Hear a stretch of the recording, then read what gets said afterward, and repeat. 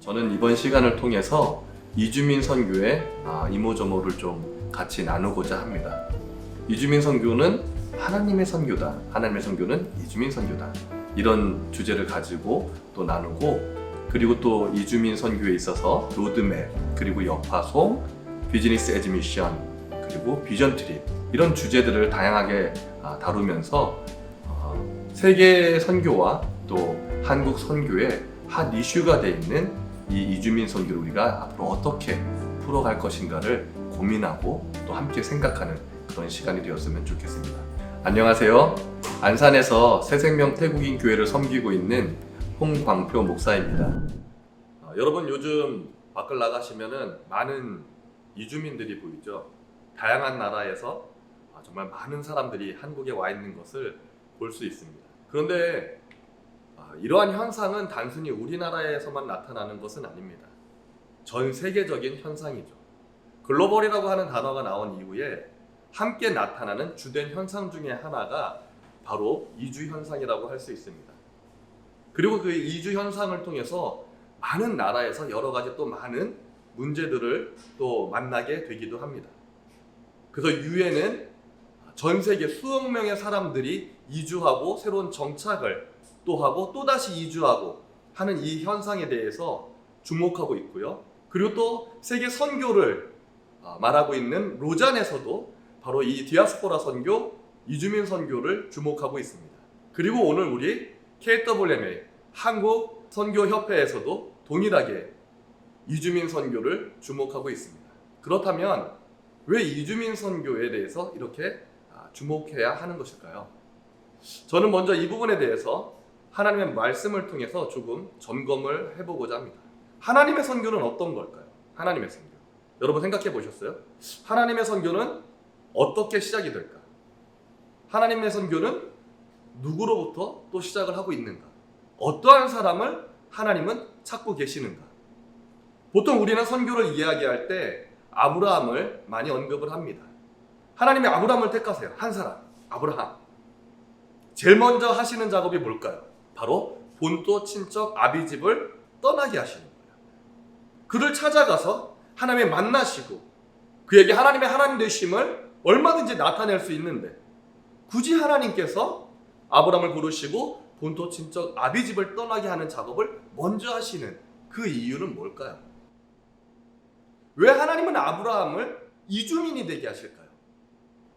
그를 본토 친척 아비집으로부터 떠나게 해서 낯선 땅에 이주민으로 서게 하고 그곳에서 하나님이 그 이주민인 아브라함을 만나고 다시 그 아브라함에게 하나님의 하나님 되심을 아주 명확하게 보여주시고 살아계신 하나님의 역사하심을 경험하게 하시고 언약을 주시고 그리고 이제 그를 통해서 세계 만방으로 하나님의 복이 흘러가게 하시는 것입니다. 여기에 중요한 포인트가 있어요. 본토 친척 아비집을 떠나게 하시는 그 이유. 여러분 혹시 그런 이야기를 들어보셨나요? 사람은 어떤 환경에 지배를 받는다. 이런 이야기들을 우리는 많이 듣습니다. 맞습니다. 우리 주변에 어떠한 환경인가? 우리 주변에 어떠한 세계관을 갖고 있는 사람들이 많이 살고 있는가? 그리고 오늘 우리는 어떠한 세계관을 갖고 있는 사람들과 교제하고 있고 함께 그 시간과 공간을 공유하면서 살아가고 있는가 하는 그러한 부분들이죠. 근데 아브라함이 먼저 처했던 상황은 어떤 것일까요? 그의 아버지 데라는 우상을 만드는 사람이었습니다. 당연히 아브라함은 그 우상의 영향력을 많이 받을 수밖에 없는 거예요. 그렇다면 그가 이제 본토 친척 아비집을 떠나간다고 하는 것은 모든 문화적 쓴뿌리, 세계관의 그 쓴뿌리로부터 그 우상의 어떤 그 문화적 뿌리로부터 나오는 것을 하나님 명령하시는 것이죠. 오늘 우리 한국에 와 있는 많은 이주민들 아직은 하나님을 잘 모릅니다. 동일하게 아브라함도 본토 친척 아비집을 떠날 그때에 하나님을 잘 알지 못했습니다. 그저 어떤 한 신이 그를 찾아왔고 그를 부르시고 그에게 본토 친척 아비집을 떠나라고 말씀하시는데 우상을 만들던 아비 그 데라는 어떤 신의 소리에 조금 민감하게 반응하는 사람이었던 것이죠. 그래서 아브라함이 분명히 그 집을 떠나는데 또 홀로 나오지 못합니다. 그래서 아비와 함께 그 가족들과 함께 나오는 것이죠. 어쨌든 하나님의 선교는 그 원 문화적 뿌리들, 그 원 악한 세계관으로부터 분리시키는 그 작업으로부터 시작된다라고 하는 거예요. 그러면 우리가 하나님의 선교를 바로 아브라함으로부터 이야기를 한다면 우리는 이 부분을 다시 정리해서 하나님의 선교는 이주민 선교다라고 말할 수 있습니다. 하나님의 선교는 이주민을 만드는 것으로부터 시작한다라는 것을 말할 수 있다는 것이죠. 그러므로 우리가 이제 우리 곁에 와 있는 수없이 많은 이주민들, 250만의 이주민들, 유엔에 기록된 나라가요 200개국이 안 됩니다. 그런데 여기 우리 한국에 와 있는 나라는요 210개국이 넘어요. 전 세계 모든 나라와 모든 민족이 다 들어와 있습니다. 왜요? 하나님께서 그 아브라함으로부터 시작했던 그 하나님의 선교 미시오 데이를 시작하시기 위해서 그들을 본토 친척 아비즘으로부터 불러내신 것이죠.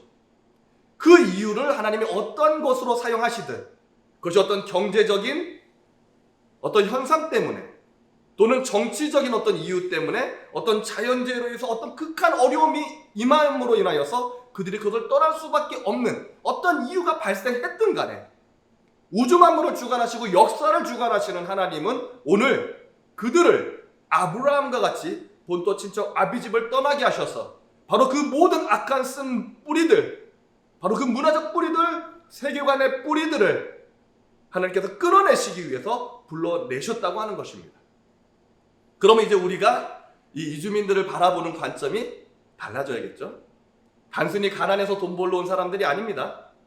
그들은 여기에서 그들의 어떤 필요만을 채우는 것으로 충분한 사람들이 아니에요. 우리가 이제 그들을 바라보는 관점이 가난해서 돈 벌러 온 사람, 참 안타까운 사람들, 불쌍한 사람들, 먼 타향에 와서 힘들게 일하는 사람들, 우리가 뭔가 도와줘야 되지 않을까?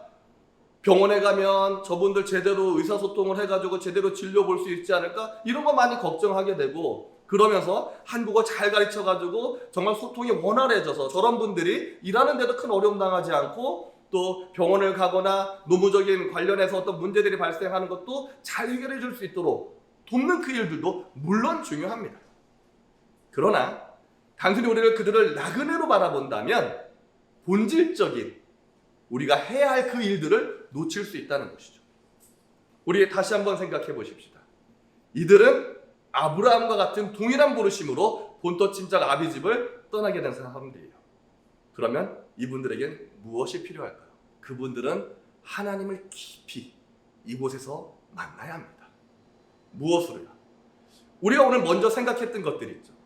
뭔가 통역을 도와서 정말 저분들이 병원에서 진료를 받을 때 원활하게 제대로 진단받고 제대로 어떤 병도 발견하면서 치료할 수 있게 돕자.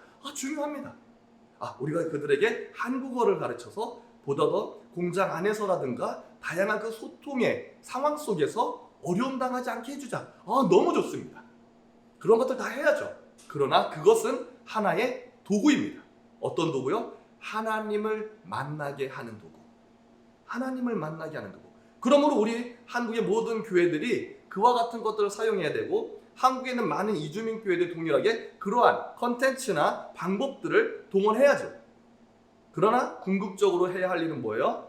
하나님의 말씀 앞으로 이끌어가는 것입니다. 그러한 기회들을 통해서 만나고 신뢰관계를 쌓고 뭔가 그들이 또 우리에게 그러한 좋은 도움을 받았다면 또 그들의 마음이 조금 더 열릴 거 아니에요? 그때 그들을 하나님 곁으로 그 말씀 앞으로 이끌어 가야 하는 것이죠. 그래서 그 말씀을 통해서 그분들이 하나님을 깊이 만났었을 때 이제 그들이 한국에 오게 된 진짜 이유를 깨닫게 되는 것입니다. 저희 교회 성도들도 그렇습니다. 많은 성도들이 그런 고백을 합니다. 저는 처음에 한국에 돈을 벌러 왔어요. 우리 가족들이요 너무 힘들게 살아요. 집이 다 허물어지고 있어요. 하면서 열심히 돈 벌어가지고 좋은 집 지어가지고 부모님과 우리 애들이 정말 안전하게 좋은 집에서 살 수 있었으면 좋겠어요. 그래서 제가 그 책임을 갖고 여기 왔어요. 그런 고백들을 하는 거예요. 그리고 그분들이 하나님을 만났었을 때 그들의 고백이 이렇게 이어져 갑니다. 그런데요, 이제 알았어요. 저는 돈을 벌러 온 줄 알았는데 그게 아니었어요. 하나님이 저를 부르셔서 하나님을 만나게 하시려고 저를 끌어내신 거예요. 놀라운 고백이죠. 그들이 이제 이 땅에 오게 된 이유를 재발견하게 되는 것입니다. 그리고 성경을 통해서 아브라함을 만나요. 그리고 또 이런 고백을 합니다. 제가 바로 이 아브라함과 같아요. 그분도 진짜 아비집을 떠났어요. 그 우상이 가득한 그 집안을 떠나서 하나님을 만나서 비록 낯선 땅이지만 그 하나님을 통해서 진짜 우리가 추구해야 할 그 진리가 무엇인지를 알게 됐습니다. 그래서 이제 내가 태국으로 돌아갈 때는 예전에는 내가 혼자 왔었지만 이제 혼자 가지 않아요. 살아계신 그 하나님이 나와 함께 가실 거예요. 영원토록 나와 동행하실 거예요. 그리고 나와 함께 가신 그 하나님이 우리 가족들에게 나타나실 거예요. 이런 고백들을 하는 것이죠. 너무 놀랍지 않습니까? 여러분도 이주민 선교에 중요한 가치가 있습니다. 위대한 가치라고 할 수 있는 게 있어요. 왜 하나님은 이주민을 만드실까? 왜 하나님은 이주민을 만드실까? 우리는 이런 것들을 생각해 볼 수 있습니다. 본토 친척 아비집을 떠나게 한 것, 그것도 분명히 원문화, 악한 문화, 사단의 문화, 우상의 문화, 그 문화적 쓴뿌리를 뽑아내기 위한 분리이다. 그런데 문화적 쓴뿌리를 뽑아낸다고 하는 것은 또 다른 말로 세계관을 변화시키는 거다라고 말할 수 있습니다. 왜냐하면 문화는 세계관으로부터 시작을 합니다. 어떤 세계관을 가지고 있는 사람들이 오랜 시간에 걸쳐 살아가면서 그들이 얻은 학습에 의해서 얻은 유형과 무형의 총체적인 산물들, 그것을 문화라고 하기 때문이죠. 어떤 행동 양식만 변하는 것은 진정한 문화의 변화는 아닙니다. 단순히 가치체계만 변한다? 이건 좀 더 깊이 들어간 형태이지만 그것으로 충분하지 않다는 것이죠. 더 깊이 들어가야 됩니다. 문화의 가장 깊은 곳, 바로 세계관의 영역. 그 세계관의 변화, 그리고 이것을 이제 신약시대에서는 제자화라고 말할 수 있는 것입니다. 제자화라고 하는 것은 단순히 예수를 믿는 사람들을 말하는 게 아닙니다. 하나님께서 우리에게 마태복음 28장 19절에서 20절 말씀을 통해서 명확하게 말씀하시는 것이죠. 우리는 그들을 예수의 제자를 삼고 아버지와 아들과 성령의 이름으로 세례를 받게 합니다. 그러나 마지막 당부하신 말씀이 있어요. 내가 분부한 모든 것을 가르쳐 지키게 하라. 이건 어떤 강압적인 태도를 보이는 것이 아닙니다. 그들이 하나님을 깊이 지속적으로 계속해서 알아가고 배워나갈 때 하나님과 함께 동행하는 삶을 통해서 전인격적인 학습이 일어났었을 때 비로소 그들 깊숙이 파묻혀 있었던 세계관이 변화됨으로 말미암아 스스로 지켜내는 힘을 회복하게 된다는 것이죠. 그러므로 제자화는 성경적 세계관을 갖고 그의 삶을 도전하는 것을 의미하는 것입니다. 다시 말해서 세계관의 변화입니다. 그 세계관의 변화를 위한 가장 최적의 장소가 어딜까요? 본토 친척 아비집을 떠난 낯선 땅입니다. 바로 여기 한국이죠. 태국의 많은 크리스찬들이 일주일에 한 번 교회를 갑니다. 보통. 왜냐하면 평일에 예배가 없어요. 주일날 한 번 교회를 갑니다. 그리고 그 주일 한 번 동안 한 3-4시간 교회에서 시간을 보내고 다시 그들의 생활권으로 들어갑니다.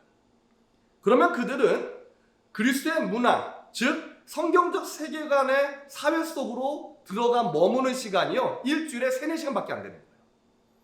그리고 나머지 모든 시간이 불교적 세계관, 힌두교적 세계관, 온갖 귀신과 우상이 가득한 세계관의 사회 속에서 쩔어 있게 되는 거예요. 그러면 이 3-4시간의 시간들로 나머지 시간 속에서 어떻게 싸워낼 수 있을까요? 세계관의 변화조차도 경험해보지 못한, 단지 교회를 간다, 기도를 한다, 찬양을 한다 하는 그런 어떤 행동 양식의 변화, 종교적 행위의 변화만 있을 뿐이지 조금 더 어떻게 깊이 들어가서 그들의 가치체계가 변하는 수준까지 갈지 모르나 세계관의 깊은 변화를 경험하기는 너무 어렵다라고 하는 것입니다. 근데 바로 여기 와 있는 이주민들은 그렇지가 않은 거예요. 어딜 가도, 이전에는 어딜 가나 그 사단을 만나고 불상을 만나고 많은 온갖 우상들을 만났는데 이제는 어딜 가나 건물 위에 달려있는 십자가를 만나게 되는 새로운 이 현장, 이 낯선 땅. 어느 식당에 가나 잠깐 밥 먹으려 하면 그 누군가 주변에 기도하고 있는 사람을 보게 되는 바로 이 낯선 땅. 단순히 듣고 배우는 것이 아니라 보여지는 모든 것들이 새로운 세계관의 도전을 일으키는 이 새 땅. 바로 세계관 변화에, 다시 말해서 예수의 제자화를 위한 최적의 땅이라고 할 수 있는 것이죠. 하나님의 성경 미시오대는 바로 아브라함을 통해서 이 일들을 해오신 역사이며, 또 신약시대에 동일하게 바울도 이주민으로서 그것들을 경험했죠. 그리고 오늘 이 땅의 이주민들이 그것을 경험하며 글쎄 온전한 제자로 세워져 가게 되는 것입니다. 이것이 하나님의 성경 미시오대입니다. 우리 다음 시간에 또 뵙겠습니다. 감사합니다.